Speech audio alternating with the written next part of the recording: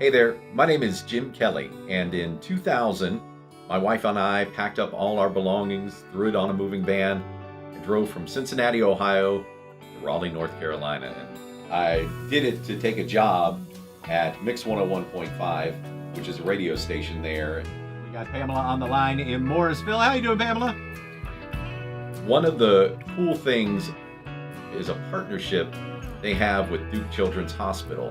A few years before I started with Mix, they began a radiothon to raise money for the kids. And so my wife and I, year after year, did whatever we could to help raise money for the kids and the families, never realizing that one day, personally, my wife and I would need Duke Children's Hospital.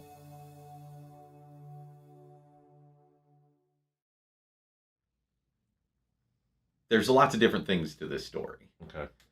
So, it started out, I had testicular cancer before I got married. Found out probably about a year before I got married. So, through radiation and everything, that kind of killed some of the swimmers. And so then, when we finally decided to have kids, all of a sudden we realized, crap, it's not working. We finally went to a fertility doctor, and we're told basically, hey, without help, you're not going to have kids. You'll never have kids. So we did 3 rounds of IUI, and those didn't work. So we did 3 rounds. That's all insurance covers. And so then our next step was IVF, which is where they fertilize the egg outside. And that's where it all started, was with the IVF, and we went from having no babies to having 3. And then one of the eggs didn't survive. Started getting to the point where it was hard to get around and hard to do things, and that was like 22, 23 weeks when this started happening. And then all of a sudden she starts having preterm labor.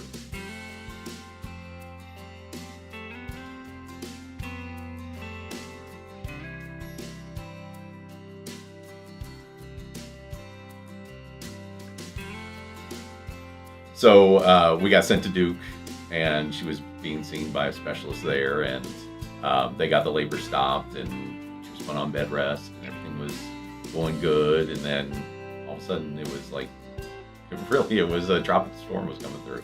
Tropical storm Alberto came through, and it was the middle of the night. Her water broke. We were like, holy crap, what do we do? So throw her in the car.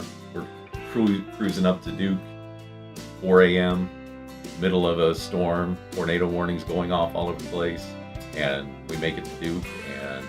And they did what they could to stop the labor, but then other things happened. The placenta tore away, and so they were like, okay, we can't wait any longer. We got to go there and take the baby. So that's 26 weeks, which 40 weeks is normal gestation. So we were a little freaked out, as you would imagine, at 26 weeks.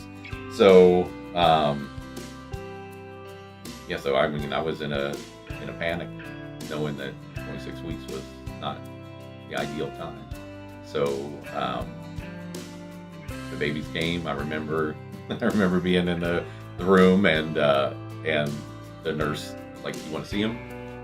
And so of course I don't want to see him. They rushed.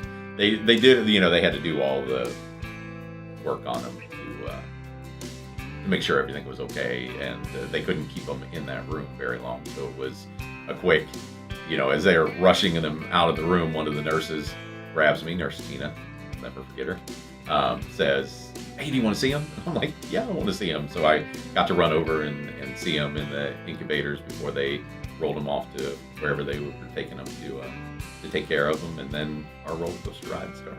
So